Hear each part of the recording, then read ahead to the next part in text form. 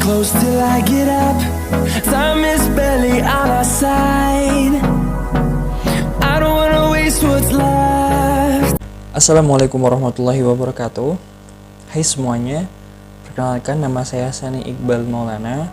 Saya mahasiswa dari kampus Universitas Pancasakti Bekasi, Fakultas Ilmu Pendidikan Ekonomi semester 2 dengan NIM 187250029. Di video kali ini, saya tidak hanya menerangkan satu topik, tapi menjelaskan 4 topik sekaligus yang sudah saya pelajari dari semester 2 kali ini. Langsung saja kita masuk ke pembahasannya. Baik, topik yang pertama ialah membahas mengenai sumber-sumber alam, teknologi, dan wira swasta. Sebenarnya, apa sih sumber daya alam? Sumber daya alam adalah segala sesuatu yang berasal dari alam yang dapat dimanfaatkan untuk memenuhi kebutuhan hidup manusia. Jadi, segala sesuatu yang terdapat di alam dan dapat dimanfaatkan di alam itu dinamakan sumber-sumber alam.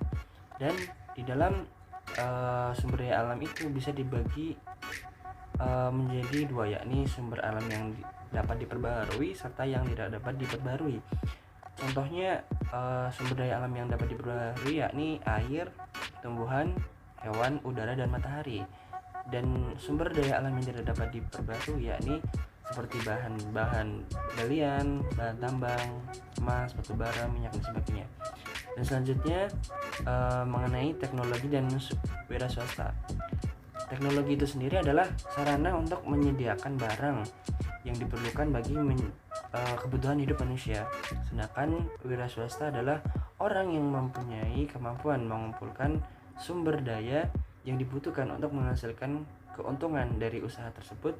Jadi erat hubungannya sumber daya alam, teknologi, dan wira swasta, sehingga manusia bisa berkembang dan dapat memanfaatkan sumber daya alam semaksimal mungkin dengan teknologi agar manusia lebih bisa berkembang. Selanjutnya yakni terhadap masalah pembangunan, di mana pembangunan ekonomi tersebut menghasilkan dampak negatif yang tidak diinginkan, yang tidak dapat dihindari. Oleh karena itu, perlu kita mengetahui masalah apa saja yang timbul dari adanya pembangunan ekonomi.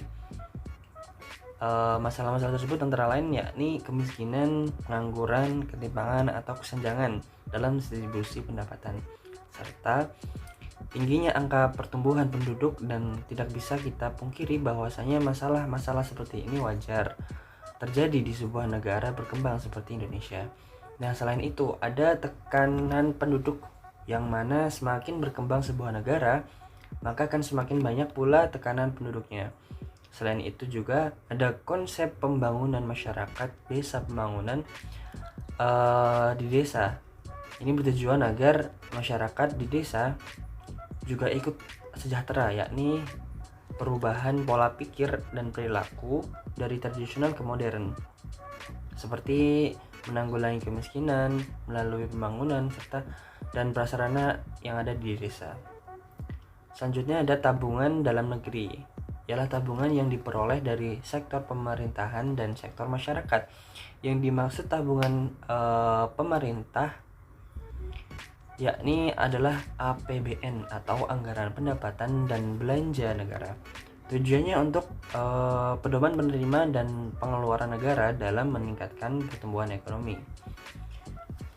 Ada wira swasta. Wira swasta itu apa sih? Adalah seorang pekerja yang mampu melakukan atau melihat peluang, atau orang yang berani mendirikan usaha sendiri. Selanjutnya yakni topik yang ke-14, yakni membahas mengenai kemiskinan dan cara mengatasi kemiskinan. Kemiskinan secara absolut ditentukan berdasarkan ketidakmampuan untuk memenuhi kebutuhan minimum seperti sandang, pangan, papan, kesehatan, dan lain sebagainya. Untuk itu ada beberapa aspek yang dapat kita ketahui penyebab daripada kemiskinan. Apa saja? masalah-masalah tekanan penduduk, sumber daya alam yang belum banyak diolah, dan tingkat pendidikan yang kurang, serta orientasi kependudukan dari luar negeri. Untuk itu, dari semua aspek yang sudah kita ketahui, dapat diambil langkah-langkah untuk mengatasi kemiskinan pembangunan sektor pertanian. Ada salah satunya yakni pembangunan di sektor pertanian, pembangunan sumber daya manusia, pembangunan infrastruktur, dan kebijakan pemerintah dalam menanggulangi kemiskinan tersebut. Selanjutnya pada topik 15 yakni pertumbuhan ekonomi dan masalah lingkungan, yang mana pertumbuhan ekonomi akan sangat berpengaruh kepada lingkungan yang mengakibatkan masalah-masalah baru yang timbul dari pertumbuhan ekonomi. Agar masalah ini tidak berkelanjutan, perlu adanya tindakan yang tegas untuk bisa meminimalisir masalah yang terjadi, yakni dengan industrialisasi dan pembangunan berkelanjutan. Secara umum bisa diartikan sebagai pembangunan yang tidak akan mengurangi kemampuan generasi yang akan datang seperti yang dilakukan oleh generasi sekarang.